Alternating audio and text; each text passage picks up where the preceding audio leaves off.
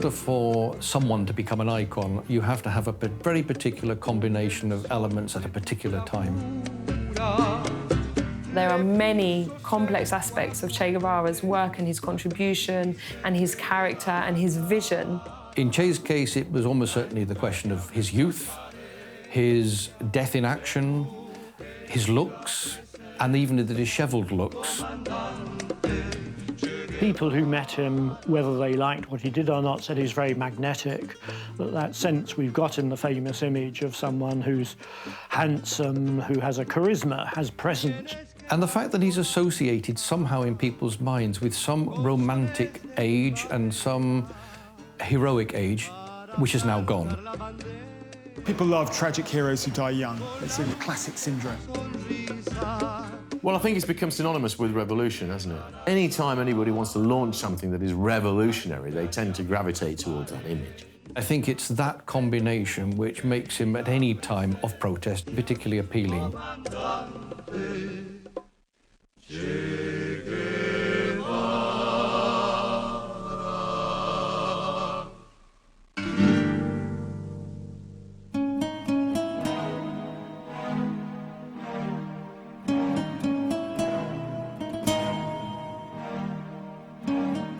Che Guevara hailed from the city of Rosario in central Argentina. Its icon of today is Lionel Messi, but even the footballing superstar can't match the global reach of his predecessor, born in 1928. Che Guevara is an Argentinian, which, given the fact he's so connected with Cuba, comes as something of a surprise. Middle class Che is the kind of name for bloke or chap, so his name wasn't Che Guevara, he was Ernesto Guevara de la Serna, to give him his full name. He was white-lace Irish. He came from the right side of the tracks. His father was Guevara Lynch, of Irish extraction, and he played rugby. He was a very well-off kid. He came from a fairly well-off middle-class background, and he had a typical upper-middle-class Argentine upbringing. He was not politically active in Argentina, although his parents came from a politically active family. His father was a supporter of the Republicans during the Spanish Civil War, and Che grew up with a sense of international solidarity. You have to remember, at first, he wasn't a fighter. He was a doctor, he was a medic, who got on a motorbike with another man and went around Latin America in the famous motorcycle diaries.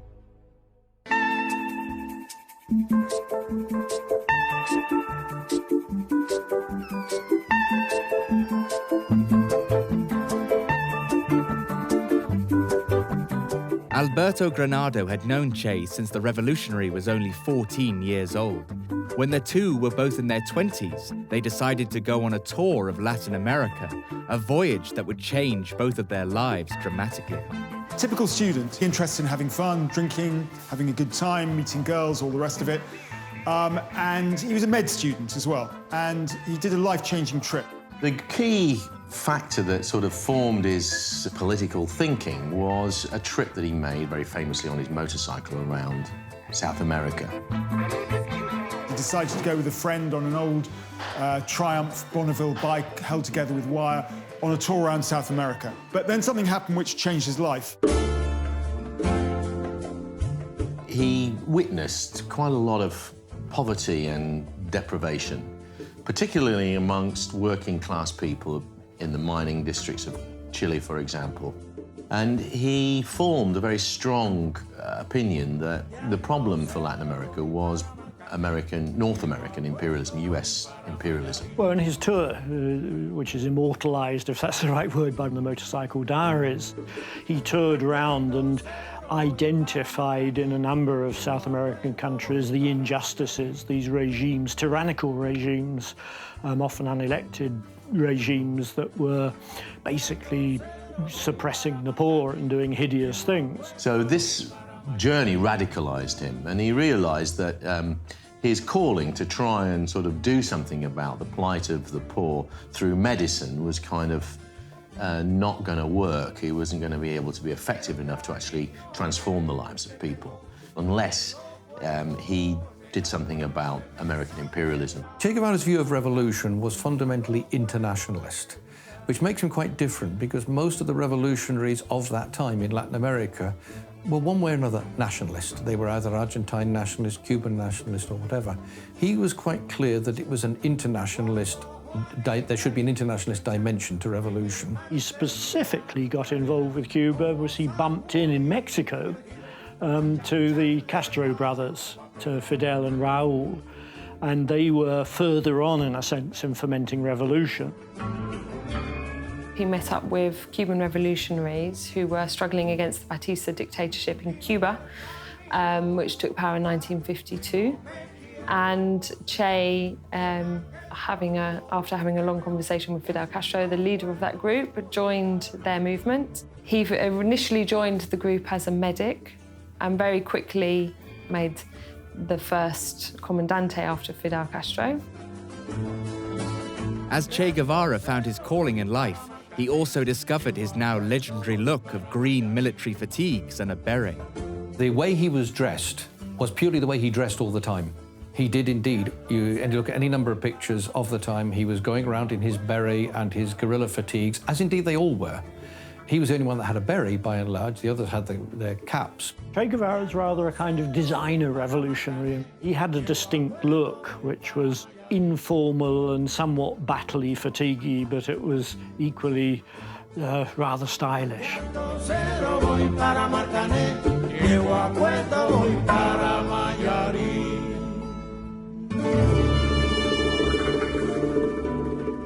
Cuban strongman who appeared with his family at a press reception seemed untroubled by Castro's mounting offensive. And Batista and the army, the police, and apparently Cuba's labor unions, who withheld support from Castro's general strike call. Che Guevara would play a key role in the Cuban Revolution that ended the dictatorship of Fulgencio Batista and brought Fidel Castro to power.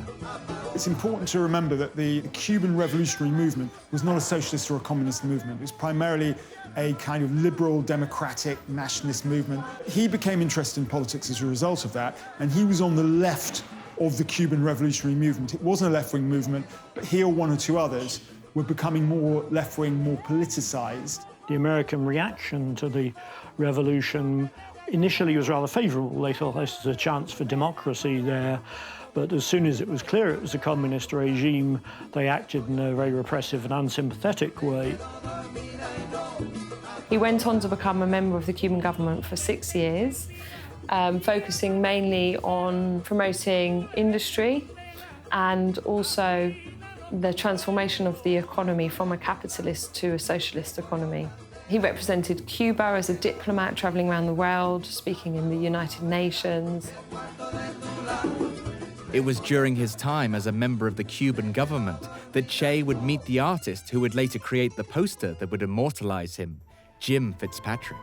He walked into a bar in Kilkee in County Clare. Now, my mother's from County Clare, so I had a lot of relatives in that area, but one of the least expected people you'd ever see walking into a bar is a revolutionary like Che Guevara, who was really surprised that I recognized him. The photograph of Che that Jim would eventually use in his poster had already been taken at this point by Alberto Corda at a public funeral in Cuba in 1960. His two companions had sat down, so he was standing there talking to me. Very good looking. He didn't have the hair in the images, so he had a kind of big mane of it, you know. We started talking about Ireland, and he told me that he had Irish roots, and that's what got us going. And I said, where from? Now, all the books will tell you he said Galway, but I think he also said Cork. I was also educated by Franciscans, so I knew all about Latin America, where they operated. So I found all that fascinating. You know? But it was quite humorous as well. It wasn't a serious conversation. And it was brief. I'm making it longer. Probably as long as I've taken to tell it, as long as it took.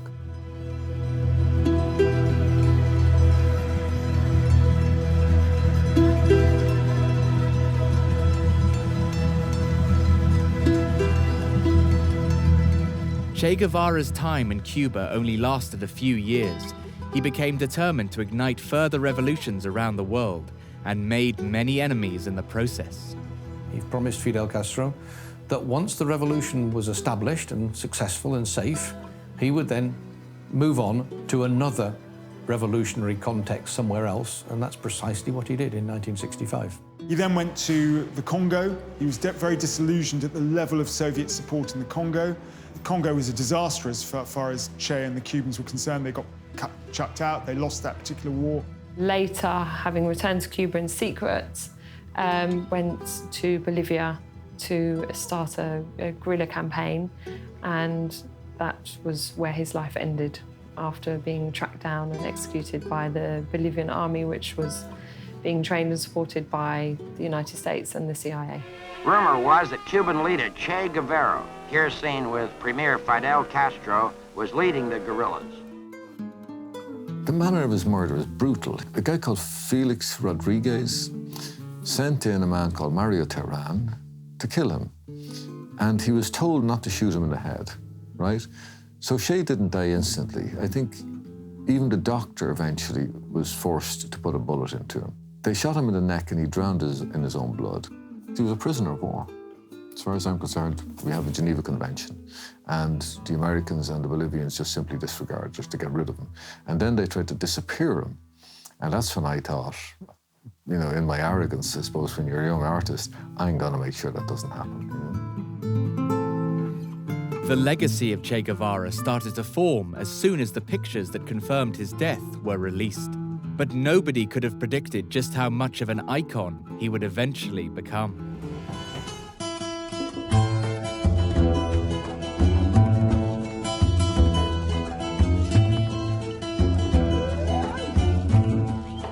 In 1960, Alberto Corder, a young Cuban photographer, captured the image of Che that would eventually be seen around the world.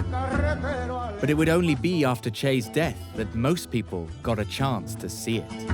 Photograph is a kind of accident, which is nice for the myth of iconic photographs, that you think of them as accidents. It's a photograph that's rooted really closely in revolutionary history because it was taken at the funeral of a number of workers who were killed in an explosion. The Cuban regime under Castro had been in power for a year or more, and they needed armaments because they thought the Americans were going to stage a counter-coup of some sort, and a ship of armaments had arrived in Havana Harbor, and while they were unloading it, there was a huge explosion, and there was a second explosion, and Castro's workers were killed and so on, and America was blamed, of course. And so it became an anti-American protest movement, which crystallized the next day on the 5th, when the funeral took place of those killed, and it was in Havana's main cemetery, Colón Cemetery. Corder was amongst the press corps that was sent to cover it. The Cubans always build a platform for photographers so they could get a good shot of the leadership, you know. But he chose to stay in the crowd. And then suddenly Che Guevara appears, not as one of the prominent people, but he suddenly comes into shot, as it were, and he takes an upright one and a landscape one, and that's it. He sent the photograph, along with a lot of others that he'd taken that day, to the newspaper Revolution, but they didn't use it. And he was really quite bemused by this. The photograph remained unused other than adorning the wall, one of the walls in Corder's house, between 1961 and 67. It was an Italian publisher called Gian Giacomo Feltrinelli who first brought the photograph out of Cuba. Feltrinelli was a left-wing activist who wanted to bring worldwide attention to Guevara's dire situation in Bolivia. Alberto Corder provided him with his photo of Che, which was named the Guerrero Heroico, or Heroic Guerrilla Fighter. Corder had cropped the image to create the now legendary profile. And then the next thing that happens is that Guevara dies, he's killed, and in revealing his death to the nation, Castro organized a meeting in the Revolution Square where more than 1 million Cubans attended, and they used the photograph and draped it down the side of the Ministry of Interior building in Revolution Square, where if you go today, you'll see there is an iron version of the image permanently there.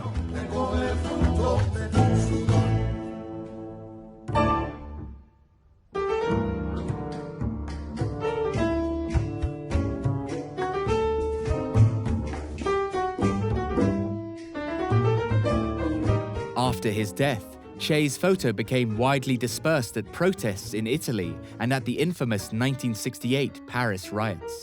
The photograph made a huge difference when it came out, in 67, 68 particularly, because, for a start, although Guevara was actually just looking at the back of the crowd, the view upwards from the front of the crowd made it look as though, of course, he was looking into the future, looking at a great visionary.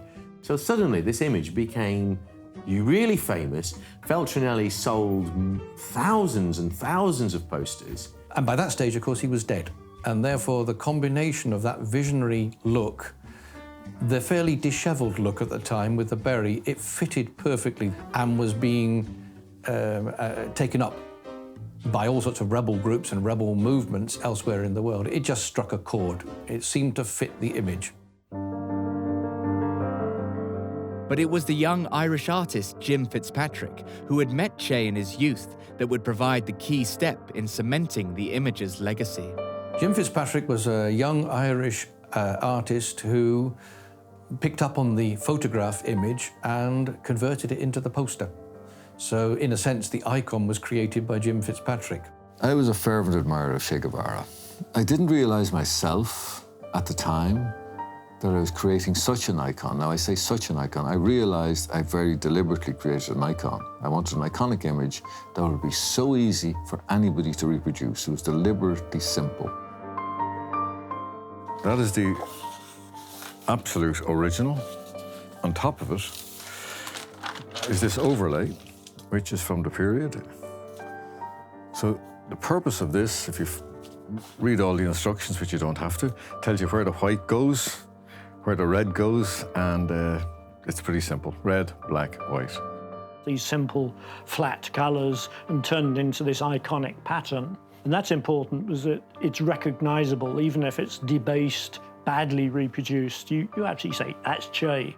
I wanted to hit the spot, I wanted to arouse people, I wanted people to look at it and admire him, and essentially never forget him.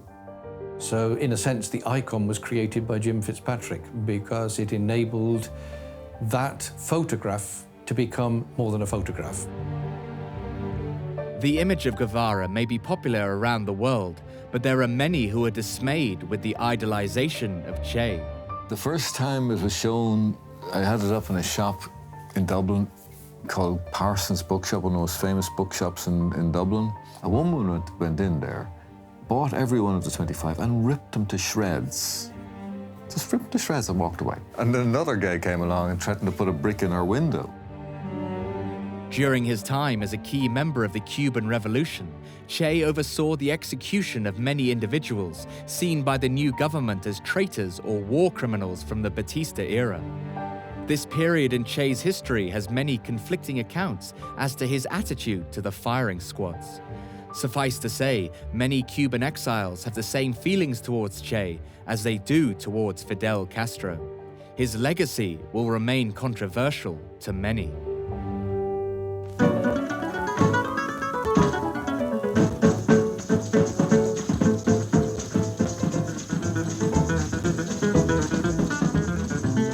The image of Che is a worldwide phenomenon, seen everywhere from the poorest of shantytowns to the wealthiest of cities.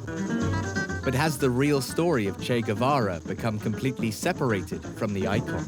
In Cuba, there's much greater awareness of the multi-dimensional character and contribution of Che Guevara. Outside of Cuba, he's very much seen as the idealist revolutionary. I'd say it's probably the most widely reproduced image in the entire history of civilization. There's nowhere you can go that you don't see it. It's quite extraordinary.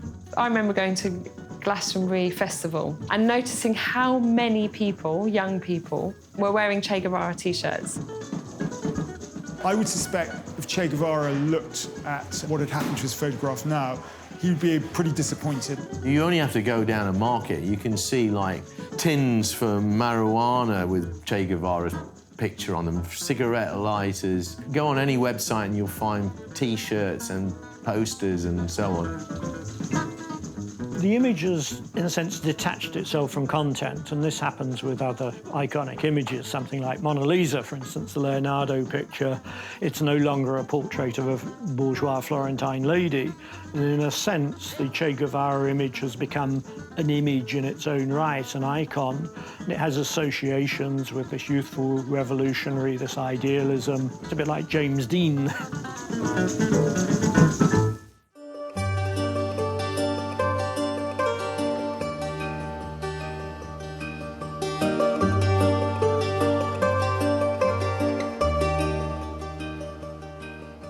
But what would have become of Che Guevara if he had not died in Bolivia on the 9th of October, 1967? Would his exploits be seen very differently today? I don't think the Cuban Revolution would necessarily have changed beyond what it was, because it was never down to one person or two or three people. Suppose he'd actually managed to hang on and create something in Bolivia. Suppose there had been a revolution in Bolivia. Then the whole of world history might have been different. Maybe he would have gone back to Cuba, and I think he would have become increasingly disillusioned by the course of politics. On the whole, revolutionaries become establishment figures in due course. Maybe he would have become an establishment figure, but we can't tell. Most Cubans know who he was, what he did. He was a revolutionary leader, he was an activist, he died in the service of the Cuban Revolution. And I think that's more valuable and more interesting than what the image is associated with. Nearly every Latin American government today is a democratically elected government. 20 years ago, no one would have even thought that that was possible. Morales in Bolivia has dedicated his whole campaign to Che Guevara. He used my image, actually, as an election poster. Every progressive regime in Latin America has quoted Che as their inspiration, so he's left a huge legacy behind.